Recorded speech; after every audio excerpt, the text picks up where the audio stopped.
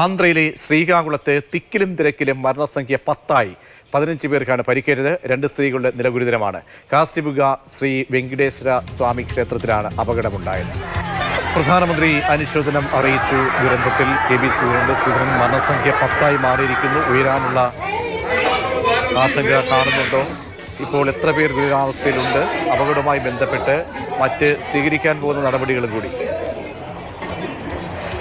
ഇന്ന് ഉച്ചയോടുകൂടിയാണ് ഈ കാസിബുഗ വെങ്കടേശ്വര സ്വാമി ക്ഷേത്രത്തിൽ ഈ തിക്കും തിരക്കും അപകടമുണ്ടാകുന്നത്. ക്ഷേത്രത്തിൽ ഏകാദശി ഉത്സവത്തോടനുബന്ധിച്ച് വലിയ തോതിൽ ഭക്തർ തടിച്ചുകൂടിയിരുന്നു. ഏതായാലും അളവിൽ കൂടുതൽ, അതായത് അവിടെ താങ്ങാവുന്നതിലപ്പുറത്തുള്ള ആളുകൾ വന്നതാണ് അപകടത്തിന് കാരണം. 15ഓളം ആളുകൾക്ക് പരിക്കേറ്റു, 10 പേർ മരിച്ചു എന്നുള്ളതാണ് വിവരം. ഇതിൽ 9 മരണം ഔദ്യോഗികമായി തന്നെ സ്ഥിരീകരിച്ചിട്ടുണ്ട്.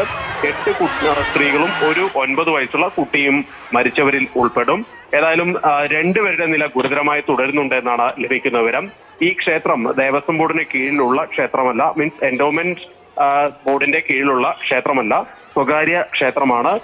ഇത്രയും വലിയ ഉത്സവം അവിടെ നടക്കുമ്പോൾ പോലീസിന്റെ വിവരം അറിയിച്ചിരുന്നില്ല തുടങ്ങിയ വിവരങ്ങൾ കൂടി ഇപ്പോൾ പുറത്തു വരുന്നുണ്ട്. ഏതായാലും ദുരന്തത്തിൽ പ്രധാനമന്ത്രി നരേന്ദ്രമോദി അനുശോചിച്ചിട്ടുണ്ട്. മരിച്ചവരുടെ കുടുംബാംഗങ്ങൾക്ക് 2 ലക്ഷം രൂപ പ്രധാനമന്ത്രിയുടെ ദുരിതാശ്വാസ നിധിയിൽ നിന്ന് നഷ്ടപരിഹാരമായി നൽകും. പരിക്കേറ്റവർക്ക് 50,000 രൂപ വീതം നൽകാനും തീരുമാനിച്ചിട്ടുണ്ട്. ഏതായാലും സമീപകാലത്തുണ്ടായതിൽ വെച്ച് വലിയ ദുരന്തം തന്നെയാണ് ഉണ്ടായത്. ഇതിനു മുൻപ് തിരുപ്പതി ക്ഷേത്രത്തിലും ഈ പ്രധാന ക്യൂവിൽ നിൽക്കുന്നതിനിടെ പെട്ടെന്ന് വാതിൽ തുറന്നതിനെ തുടർന്നുണ്ടായ അപകടത്തിലും നിരവധി ആളുകൾ മാസങ്ങൾക്ക് മുൻപ് മരിച്ചിരുന്നു. അതിനു പിന്നാലെയാണ് മറ്റൊരു ദുരന്തം കൂടി ആന്ധ്രാപ്രദേശിൽ നിന്ന് പുറത്തുവരുന്നത്.